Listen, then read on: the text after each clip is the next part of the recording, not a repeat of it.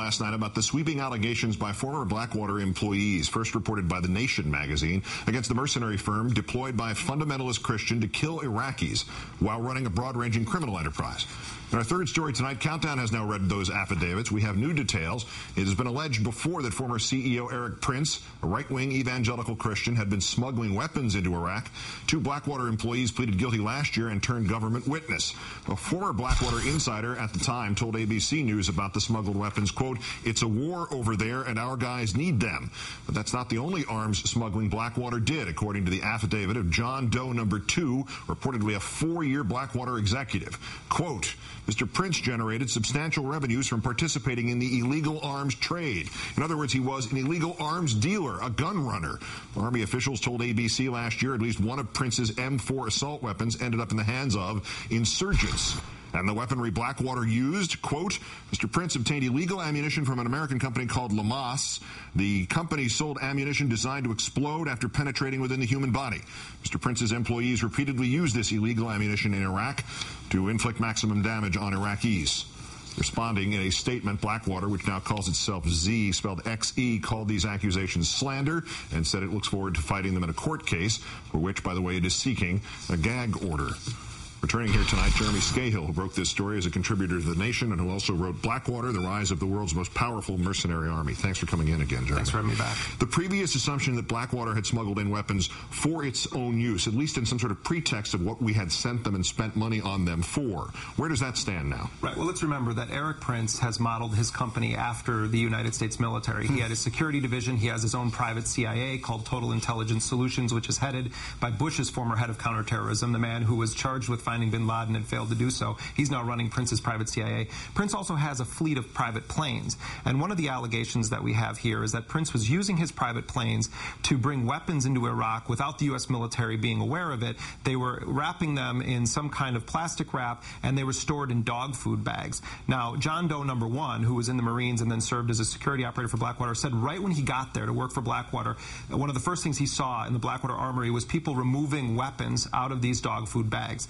Now, we know that Blackwater has been under investigation since 2007 on allegations that they may have been involved with gun smuggling. At the time, the allegation was that that the weapons that Blackwater brought into Iraq ended up in the hands of a designated terrorist organization, the PKK. Henry Waxman, who was chair of the Oversight Committee, launched an investigation and then publicly accused the State Department Inspector General, Bush's State Department Inspector General, of hindering the Justice Department investigation into the allegations that Blackwater was involved with arms smuggling. Keith, in June of 2008, Blackwater's armory here in the United States was raided by ATF agents, and they seized 17 AK-47s.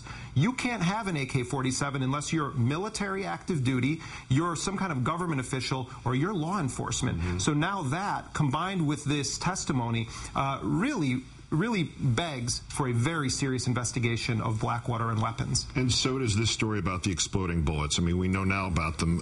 One Blackwater employee had already pleaded guilty to unwarranted shooting of Iraqis in that Baghdad massacre in September of 2007.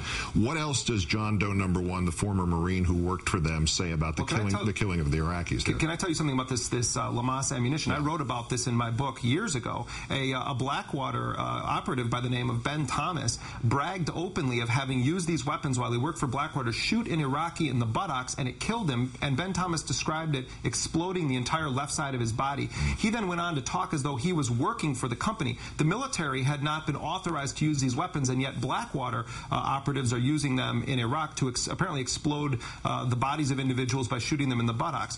When it comes to the questions of what else these individuals were doing, John Doe number 1 describes several specific instances of one of his Blackwater colleagues using a squad automatic weapon, a SAW automatic weapon, which is the kind of gun you use if you want to mow people down, to shoot at civilians that were not posing a threat to Blackwater. He then says that the Blackwater operatives covered it up with the State Department and tried to act as though it was a justifiable kill rather than the murder that he says it was. You used the term hot wash Right. I mentioned it yesterday without really going into explanation of it. Can you provide that explanation? Well, Keith, you're a sports guy. After a basketball game, you know, the team sometimes gets together and they watch videotape of the game. The military, they do the same thing. A hot wash is basically when the soldiers get together after action, usually when bullets are fired, and they go over what happened during the course of that action. In Blackwater's case, they had videotaped these actions. They would watch them, and then they would take the hot wash and then they would turn into a whitewash. They would essentially erase the videotapes, according to John Doe number 1, and then not pass them on to the State Department. What it sounds like is that he's alleging that they were killing civilians who were not posing a threat to Blackwater, and then covering up what were essentially extrajudicial killings or executions, and then covering it up to the State Department when they would be asked about it. Is there, and it just occurs to me now, is there an implication in this between what we know, that nothing provoked what happened in the square in Baghdad in 2007? Is there an implication here that or other events that these people participated in, shooting people for practice? Was it practice? Nicer Square doesn't seem like it was shooting people for practice. I have heard that people go out on these practice runs and they brag of killing ragheads or hajis, as they call them, using very racist, derogatory terms. And one of the allegations against Prince is that he knowingly sent men over there that he believed would participate in his war against Islam and his quest to, quote, eliminate Muslims, in the words of John Doe number 2. These are very, very serious allegations. The last thing I'll say, though, Keith, is we can talk about Blackwater until we're blue in the face. Who deployed Blackwater? Yeah. Who hired Blackwater? Who, unfortunately, President Obama continues to pay Blackwater millions of dollars on the federal payroll. The mind reels. Jeremy Scahill of The Nation and the author of the definitive work on this company. Again, thank you for coming in. Thanks for having me.